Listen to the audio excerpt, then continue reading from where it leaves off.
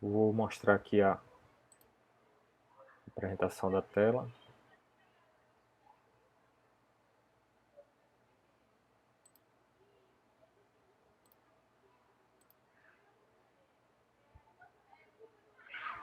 Pronto. Vocês estão vendo minha tela aí? Sim, né? Pronto, beleza. Então vamos lá. Pessoal, boa tarde, né? Na última aula, nós conversamos um pouquinho sobre de dados, né? E eu passei uma tarefa para vocês, não sei se vocês, nem todo mundo aqui fez, mas enfim, era para a gente conhecer um pouquinho e pesquisar um pouquinho sobre algumas opções de dados, né, que a gente tem, de bancos, tabelas de dados que a gente tem disponível para análise, né? Eu dei algumas opções como o Kaggle, como o IPAdata, como nós temos aí bancos de dados públicos de transparência. David, o Kaggle tem muita coisa, inclusive muita coisa bem bacana e diversificada, tabelas bacanas para se trabalhar com análise de dados. Tá? Para quem não conhece, você vai lá no kaggle.com e vocês vão ter algumas opções de tabelas de dados associados a projetos de pesquisa, né? Projetos profissionais, técnicos, enfim. E desses projetos o pessoal anexa as tabelas dos dados que foram utilizados. Tá? Então, o que a gente vai discutir hoje? Sobre o que é o método estatístico, né? O que a gente precisa entender, estatisticamente falando, sobre estatística. Então, grande parte do que a gente vai basicamente iniciar a discussão hoje é aquela questão sobre os fatos, né? A gente está no momento que a gente tem muita discussão sobre questões, né? Fatos que ocorrem, existem fake news sobre fatos que ocorrem, enfim. Então, uma coisa interessante que as pessoas não costumam entender é que estatisticamente a estatística ela vai trabalhar principalmente com o que a gente chama de probabilidade, né? Quando a gente tem determinação de um determinado percentual de ocorrência de frequência, né, de acontecimento de determinados casos, eu tenho uma mensuração ali, né? Eu consigo mensurar, digamos assim, quantas vezes um determinado fato ocorreu. Então, uma coisa interessante que se acontece, principalmente quando a gente discutiu na aula passada sobre aquela parte de análise, né, a capacidade de análise do analista de dados, enfim. O que é um fato interessante? Comumente, as pessoas, não sei se vocês sabem, que têm mais medo de viajar de avião do que usar um elevador. Né? Mas, consequentemente, estatisticamente falando, né, a probabilidade de você acontecer algum acidente é bem maior no elevador do que no avião. Isso é, em fato, devido à quantidade de ocorrências daquele fator diante do leque da população geral. Né? Então, apesar das pessoas terem mais medo de avião, os efeitos de ocorrência de acidentes é mais comum em elevadores. Tá? Então, isso é o que a gente chama de pensamento estatístico. A gente sempre tem que eliminar o viés, né, que a gente chama, aquela linha distorcida de pensamento, e sempre se acostumar a procurar os fatos, procurar as ocorrências, enfim, para que a gente possa conseguir fazer uma boa relação entre o que a gente chama de teoria e prática. Né? O que é a ciência? Né? A ciência nada mais é do que um conjunto organizado de conhecimentos relativos a um determinado objeto, especialmente obtidos mediante a observação, a experiência dos fatos e do método próprio. Então nós vimos na aula passada que a gente tem lá um dado, a gente pega esse determinado dado, obtém mais características e parâmetros sobre ele, eu transformo isso numa informação. Essa informação eu vou investigar e procuro saber as causas da ocorrência dela. Por que aquilo aconteceu e os motivos daquele fato, né, daquela informação, e eu transformo em conhecimento, né? Então, esse conhecimento, pessoal, a partir do momento em que esse conhecimento passa a ser comum a determinadas áreas, isso vai se tornando um conjunto organizado de conhecimentos de determinada área que eu vou ter, vai se amontoar e a gente vai chamar de ciência, certo? Então, esses conhecimentos são obtidos por meio de observação, ou seja, o que é que está acontecendo ali, por exemplo, exemplos de observação. Eu tenho um psicólogo que ele analisa frequentemente casos vamos supor, de autismo, por exemplo, e ele acompanha esses casos em crianças e ele vai obter um determinado conhecimento por meio da observação ali, de casos concretos que ele acompanha e faz anotações sobre aqueles casos. Isso é o que a gente chama de observação. Ele está observando o comportamento daqueles casos e traz uma pressuposição. Olhe, grande parte dos meus, 80% dos meus casos que eu observo aqui de autismo, o indivíduo ele se comporta de tal forma. Então, isso é um determinado conhecimento que está sendo gerado, certo? Se ele documentar isso, né, e publicar, isso vai ser parte do conhecimento e da ciência. Outro elemento é a experiência de fatos, né?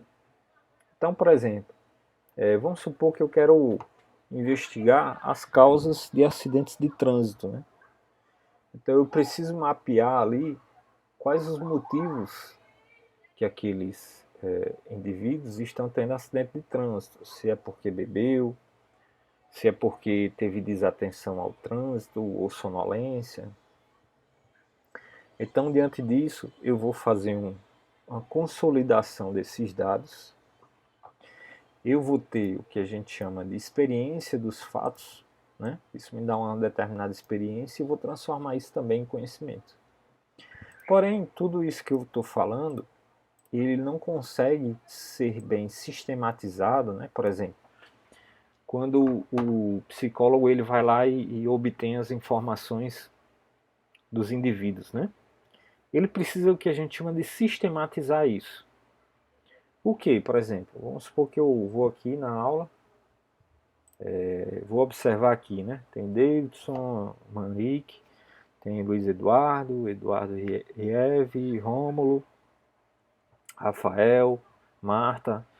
Então eu vou fazer uma sistematização aqui do comportamento de vocês. Vocês, os alunos, eles se comportam de tal forma, não abrem a câmera, não gostam de falar em áudio, tarará, tarará. Então, a partir do momento que eu faço um formulário próprio, único para todos, para todos esses apontamentos que eu estou fazendo, eu começo o que a gente chama de sistematizar. E essa sistematização é o que a gente chama de método. Método nada mais é do que como eu estou fazendo tal coisa. Como é que eu estou fazendo aquilo? E o que foi que aconteceu? Quando o advento da ciência, algumas pessoas começaram a desenvolver métodos, né? Métodos de se fazer a sistematização desses fatos e dados que a gente obtém, né? Então esses métodos, né, essas sistematizações, elas começaram a melhorar com o tempo, né? Então método estatístico, por exemplo, método de análise de dados, a gente ao longo do tempo vai melhorando, né? Vai tomando mais conhecimento, as técnicas vão ficando mais robustas, os modelos de algoritmo vão ficando mais inteligentes, mais velozes, né? Isso vai fazendo com que a gente melhore cada vez mais as soluções e, consequentemente, o conhecimento acerca dos dados, né? Então, esse método, na verdade, ele é uma maneira sistemática, né? Ou seja, sistematizada e iterativa de busca de conhecimento, certo? Então, a estatística, juntamente com o método científico, nos proporciona exatamente essa gama de princípios aí, né? Mais ainda quando a gente se une a métodos e modelos matemáticos e assim como, hoje em dia mais recentes, modelos computacionais, né? Um modelo de otimização combinatória, que ele está preparado para determinado conjunto de dados, ele pode ser melhorado e adaptado para outros conjuntos de dados, né? Enfim. Então, para isso, o método científico, em geral, né, ele tem esse ciclo que a gente chama ciclo do método científico, né? Normalmente a gente formula algumas suposições, né? Por exemplo, será que se eu tomar, vou dar um exemplo aqui, ivermectina, né? Quem aqui tomou ivermectina contra a Covid? Levanta a mão aí. Eu?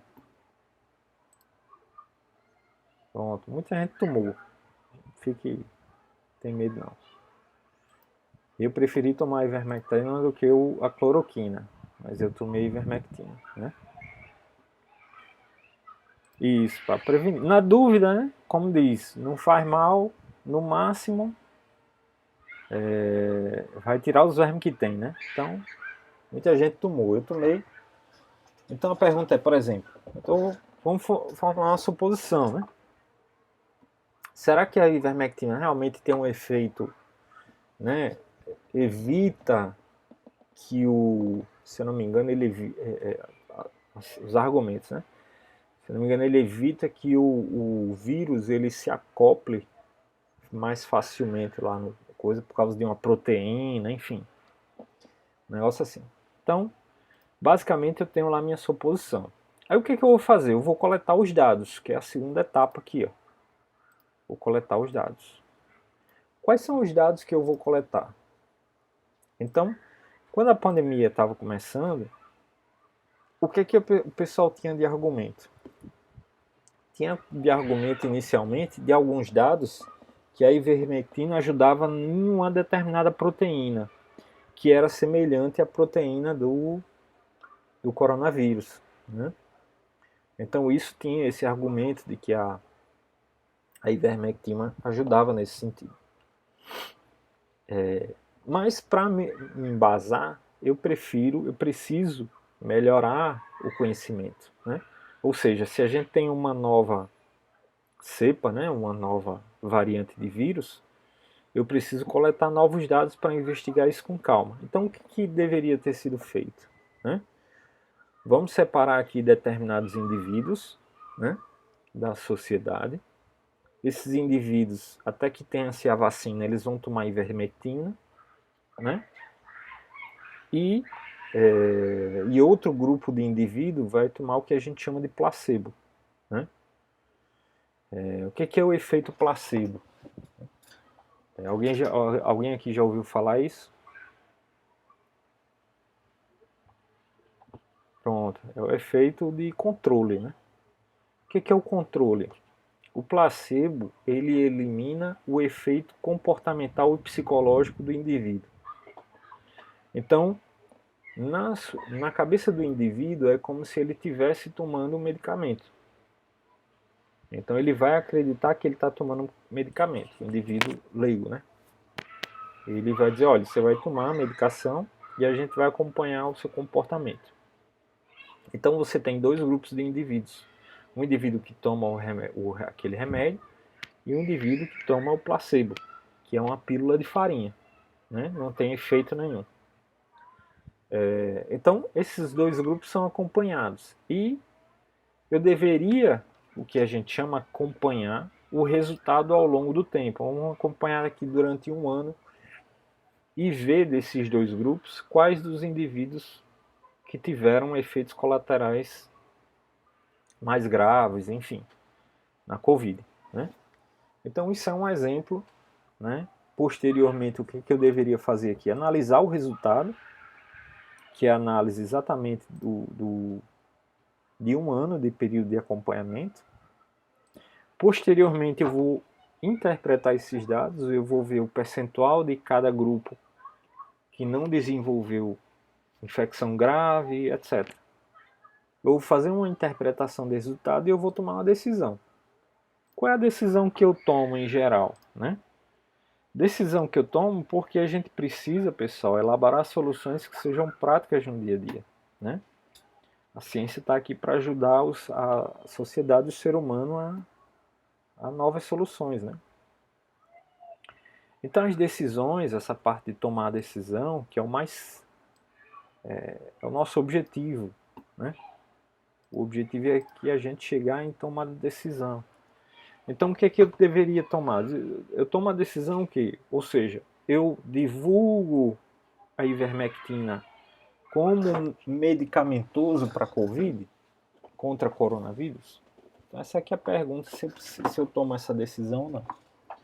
E assim por outros, vale para outros medicamentos, né? Será que vale a pena eu receitar, por exemplo, cloroquina, já que ela tem um efeito colateral grave para quem tem problema cardíaco, né? Ou posso acabar matando gente também nesse processo? Então tudo isso é discutível. Não estou dizendo aqui ou argumentando o efeito de um ou outro, tá? Só estou usando como exemplo. Então esse aqui é o grande sacada do método científico, né? Outro elemento que é importante a gente entender é que toda análise ela vai visar fazer uma análise acerca da população, certo? Então, o que eu quero dizer? Quando eu quero investigar se a ivermectina é um bom medicamento, certo? Contra o Covid, vou tomar só esse exemplo, certo? Para a gente fazer analogia. Eu preciso saber se para a população em geral eu receito a ivermectina ou não. É isso que eu preciso saber. É o que a gente chama de generalizar. Eu posso receitar isso para todo mundo? Posso generalizar e receitar isso como medicamento com Covid? Então, toda análise de dados ela é focada em tomar decisões. Vou voltar aqui, ó, tomar decisões para resolver problemas acerca da população, certo? Sendo que o que é que acontece? O que é que acaba acontecendo? No processo do método científico, vou voltar aqui, ó, na coleta de dados, nem sempre eu consigo obter informações sobre toda a população-alvo. Por quê? Por exemplo, a população mundial é muito grande, então não tenho como testar a ivermectina para toda a população em conjunto, certo? Vou fazer outro exemplo, né, de pesquisa. Vou analisar o nível econômico de capacidade econômica dos alunos do IFRN, se eles têm capacidade de adquirir equipamento para as aulas remotas, né, por exemplo. Então essa análise eu preciso definir um problema para resolver acerca da população. Sendo que, consequentemente, nem sempre a gente consegue coletar esses dados de forma completa, certo? Por N motivos. Por tempo, por custo, né? Às vezes o custo de coletar todos esses dados da população é demorado. Por exemplo, imagine se você for coletar dados de todos os alunos do IFRN, literalmente, todos os alunos ativos, né? Com matrícula ativa do IFRN. Então, você ia ter um esforço muito grande. E tempo, de recurso, de custo, né? Pessoal, uma pessoa sozinha não consegue, vai demorar muito tempo, então teria que investir em pessoal. Então o que, que a gente acaba fazendo? A gente acaba fazendo o que a gente chama de amostra, que é nada mais, nada menos que um subgrupo que a gente tira da população. É um subconjunto de elementos. Tá? Essa população que a gente está tentando observar, a gente vai analisar a amostra dessa população. Então nós temos alguns tipos de pesquisa, seja censo ou amostral, certo? Existe censo, ou seja, existem pesquisas que eu coleto informações de toda a população? Sim, existe. Existe o censo do IBGE, por exemplo, do Instituto Brasileiro de Geografia e Estatística, que ele faz a coleta de dados demográficos de toda a população brasileira, anualmente. Tá? Então tem verba, o Instituto ele contrata pesquisadores temporários para fazer coleta desses dados. Mas na maioria dos casos, quando nós temos, por exemplo, ali pesquisas eleitorais, esse ano vai começar muito, né? Ano eleitoral, vai começar muita pesquisa eleitoral. Então o pessoal normalmente fazem amostras, né? E essas amostras, pessoal, dependendo do método como você faz essa amostragem, você consegue realmente ter um retrato, né, da predisposição de voto, né? Ou seja, lembre-se que ali os modelos estatísticos estão tão bons que já vi matérias, né, sobre os resultados de pesquisas eleitorais, tanto brasileiras quanto americanas, que a margem de erro foi muito pequena. Ou seja, eles acompanham tanto essa predisposição que quando chega na hora da votação, quase que é reflexo das pesquisas, né? Tá certo? Aí o que acontece? Como a gente faz um subgrupo mais fácil de atingir, né? Mais barato, né? Mais acessível, a gente faz um subgrupo ali, por exemplo, vamos supor que eu quero fazer pesquisa sobre os alunos do IFRN. Aí eu vou pegar grupos de alunos do curso técnico, ou eu vou pesquisar apenas no campus Natal Central,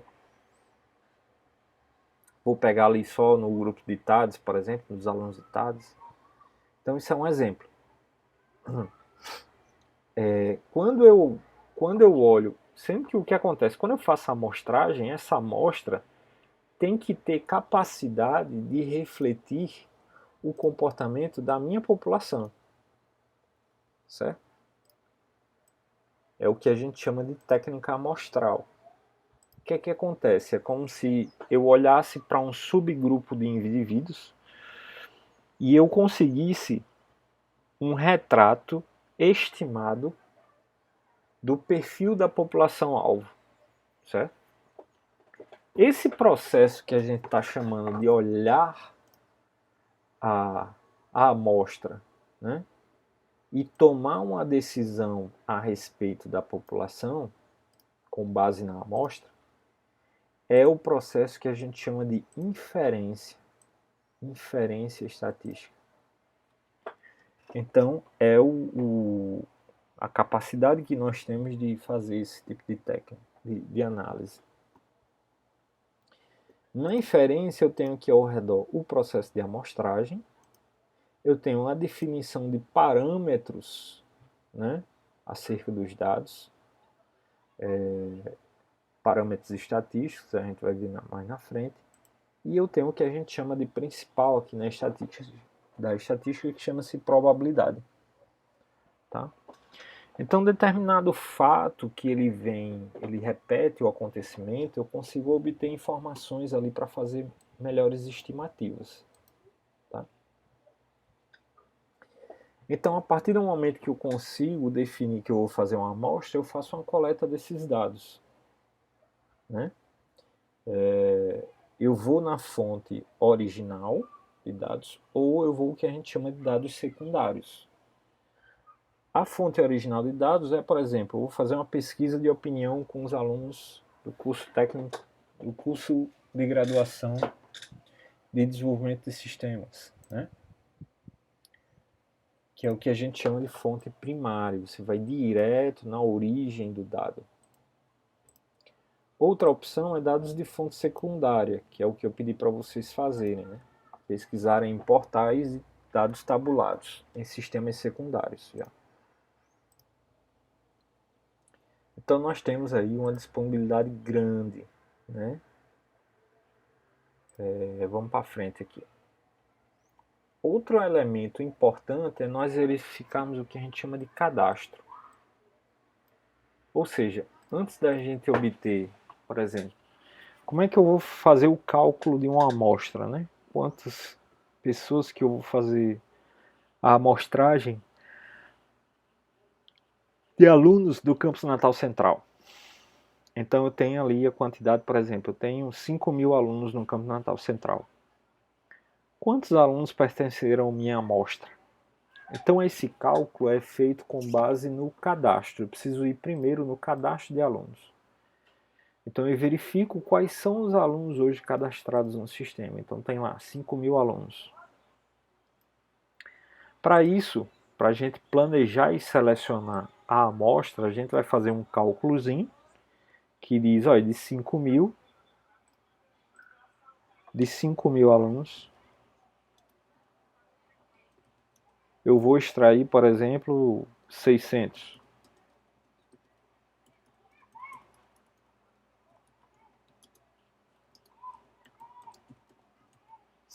Alunos.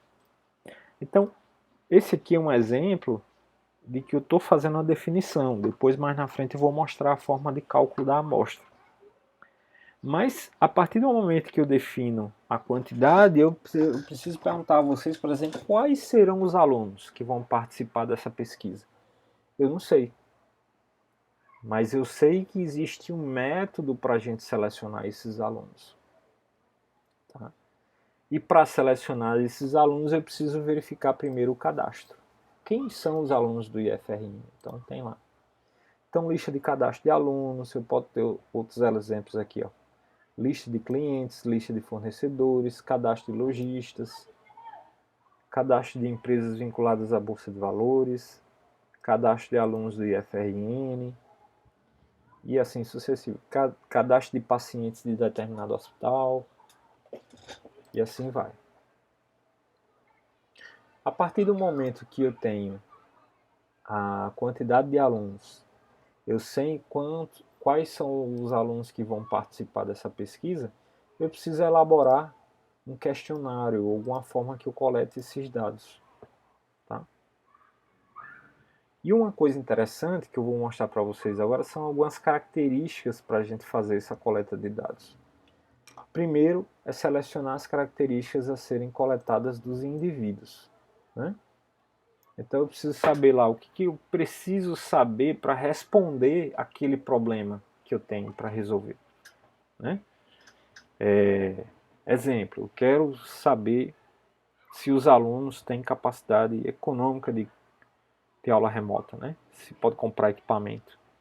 Então eu vou coletar características acerca daquele problema. Né? Para isso, o que é que eu faço? O que, é que vocês podem fazer? Pesquisar questionários anteriores, em pesquisas que foram realizadas. Né? Algumas publicações de pesquisas apontam lá qual foi o questionário que foi utilizado. Fazer a revisão, fazer a revisão de estudos anteriores. Né? Para verificar como as características foram mensuradas. Porque às vezes você quer saber algo mais inovador, né? Algum comportamento que você tenha que mensurar, que não é, por exemplo, tão mensurável. Por exemplo, vamos tentar mensurar a felicidade dos alunos do IFRN. Aí como é que eu perguntaria a vocês, como é que eu poderia mensurar felicidade? O que, é que vocês acham aí?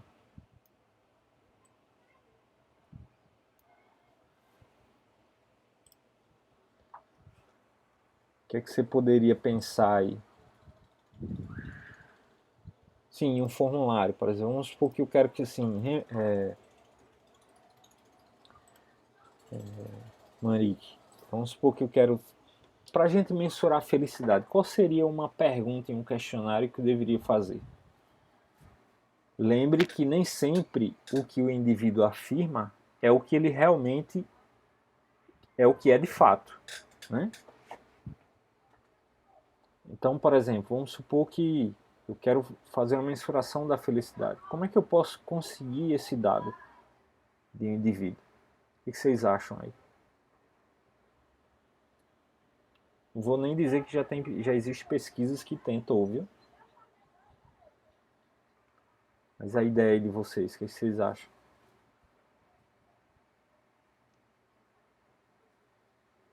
Se quiserem abrir o microfone, fique à vontade, não se acanhe. Observar o comportamento é uma forma. Como?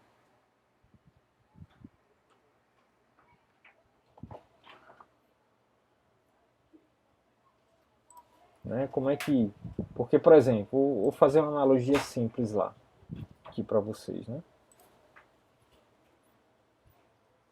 A partir de testes, isso está melhorando, melhorando.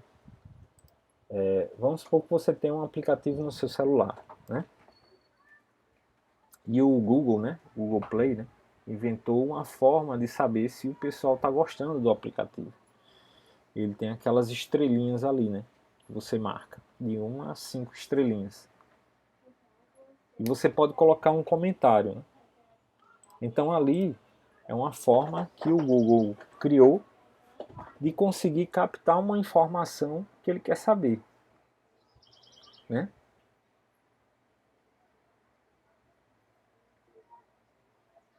E isso, o Google Meet também tem.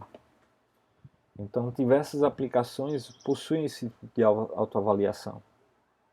Quando finaliza a transmissão, ele pede sua avaliação, exatamente. Né? Então, grande parte do que, às vezes, os problemas de hoje em dia querem tentar, né, descobrir, são problemas mais ligados ao comportamento do indivíduo. Vamos dar um exemplo. Quais são, eu quero saber, vamos supor que eu sou dono de uma fábrica de automóveis. Eu quero saber quais são as cores que vendem mais. Né? Quais são as cores que eu vou vender mais na fabricação do meu automóvel?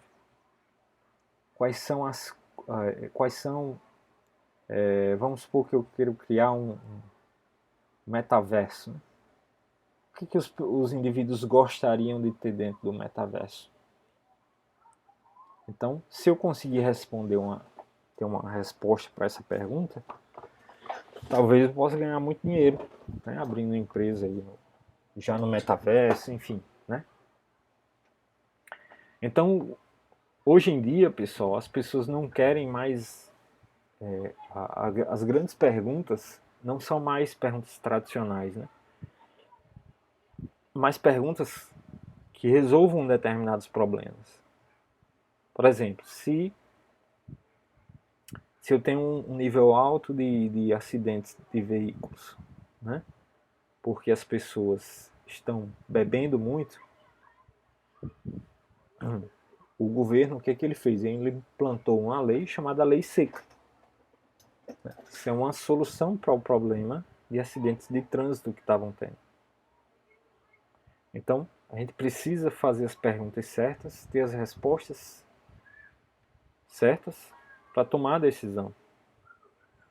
Assim como se a gente descobrir, por exemplo, como a gente mapear, por exemplo, nuances, né? Chamar nuances aqui, porque a gente no comportamento a gente não tem nada certo. Mas se a gente conseguir mapear nuances, por exemplo, da felicidade do indivíduo, eu consigo, por exemplo, perceber o que as pessoas gostam de comprar, o que as pessoas gostam de adquirir, o que as pessoas gostam de ver no cinema.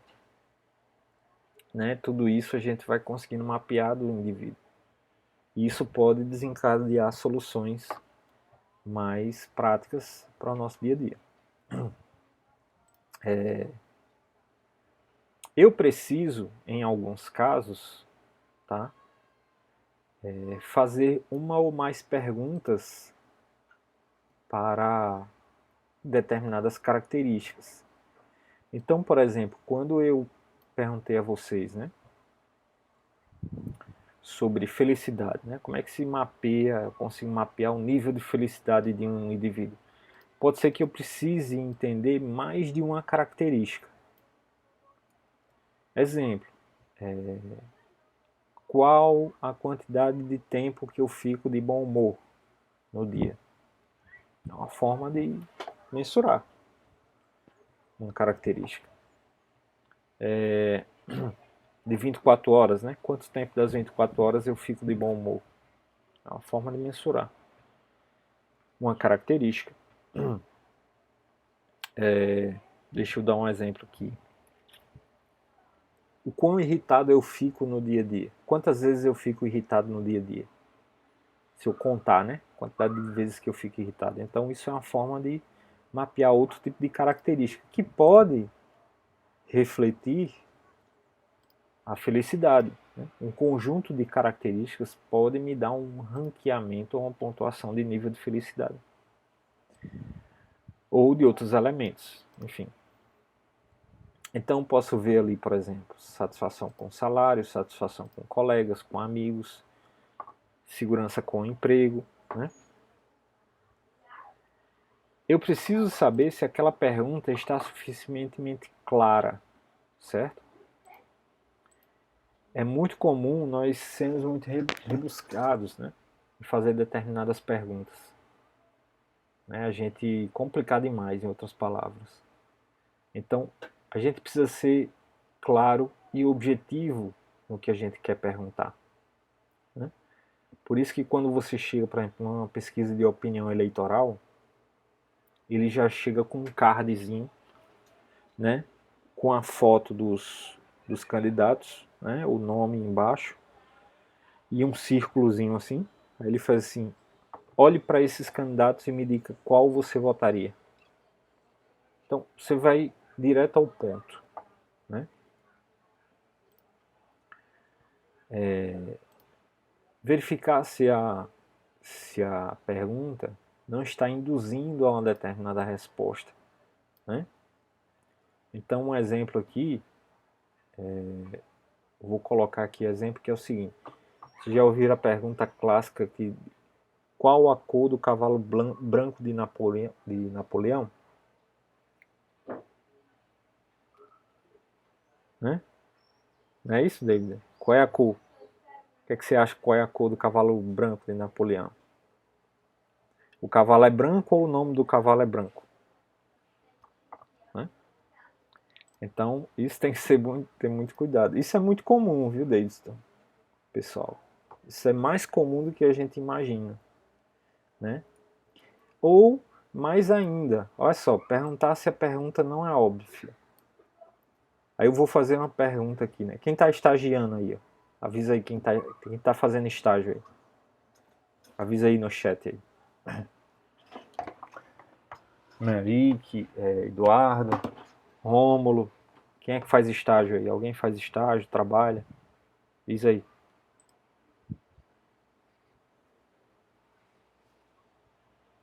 Tá à procura. Pronto, Luiz. Opa, rapaz, Luiz trabalha. Show. Show. Eu vou fazer uma pergunta clássica agora, viu, Luiz? Presta atenção na pergunta que eu vou lhe fazer para você responder. Você está satisfeito com o seu salário, Luiz? Responda aí no chat, na sua opinião. Sim ou não? Vou fazer um teste rápido.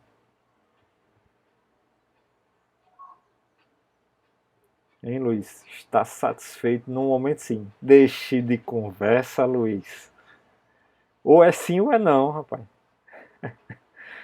Não gaguejo não. Ou é sim ou é não. Muito bem. Diga a verdade. Porque na maioria dos casos, pessoal, ninguém está satisfeito com o salário. Então é uma pergunta óbvia, né? Você vai ter um caso ou outro, né? Como o Luiz aí, tá tudo bem, poderia ser melhor, mas Então, assim, normalmente a gente tem que tomar muito cuidado, né, com essas perguntas, né, se a pergunta não é óbvia do que está acontecendo, né? Então, enfim. Então, esses são os cuidados. E é engraçado, pessoal, aí vocês percebam, depois desses, como é importante você se deter a como esses dados estão sendo coletados, né? Isso é extremamente importante, porque a partir do momento que esses dados não forem bem coletados, isso vai ter uma consequência lá na frente quando você, analista de cientista de dados, for fazer a análise dos dados. Aí vai ver aquele sim ou não, né? Você está satisfeito com o seu salário, aquele gráfico pontudo assim, não, né? Aí serviu para quê essa pergunta? Para nada. Todo mundo sabe que o povo não está muito satisfeito com o salário, em geral. Nunca é satisfeito. Tá certo, pessoal? Então, basicamente, essa é a parte que a gente chama de construção de questionário para elaboração de coleta de dados. Tá? Hoje eu vou parar por aqui. Né? A gente se estende um pouco, mas fica muito cansativo. Tá? Eu vou pedir novamente para vocês, a partir dessa discussão que a gente fez hoje, a gente começando a maturar. Essa parte inicial tem que ser bem maturada, devagarzinho. Eu vou pedir para vocês irem novamente, né? Se enturmando com alguns conjuntos de dados e, se possível, aí eu vou falar novamente, né, do que eu conversei com vocês. Dividam-se em duplas, tá? E procurem um conjunto de dados que vocês queiram trabalhar para o projeto de análise de dados que a gente vai fazer, tá certo, pessoal? E devagarzinho a gente vai mastigando o conteúdo. E eu já fico com a garganta arranhando já. Mas não tô com Covid não, é porque falei demais hoje.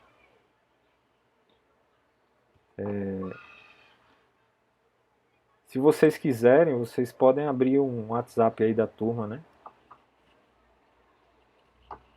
Criem um WhatsApp aí da turma e vocês clicam aqui no... Vocês colocam aí no chat. Tá certo? Eu vou encerrar aqui a gravação. Alguém tem alguma pergunta, pessoal?